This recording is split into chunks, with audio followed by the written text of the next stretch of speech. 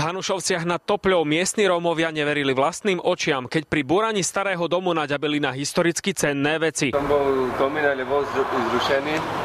No a jak sme ho pomaly rozobírali, našli sme tam koľko. V plechovke od kávy, ktorá bola zamurovaná v starom nefunkčnom komíne, sa nachádzali zlaté šperky, strieborné obradné poháre a bankovky. Mince zo začiatku 20. storočia, konkrétne rok 1905 a 1909.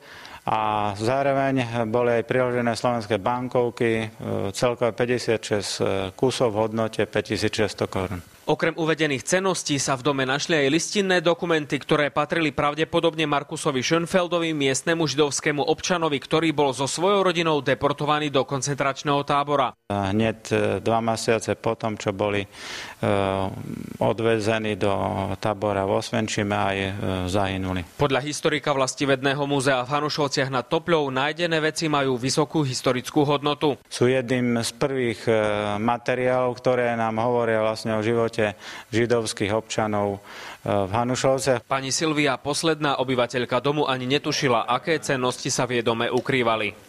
Bývali sme tam 20 rokov, a keby som toto skoršie našla, tak by som bola milionárka, nie? Z Hanušoviec pre televíziu Joj, Michal Ilka.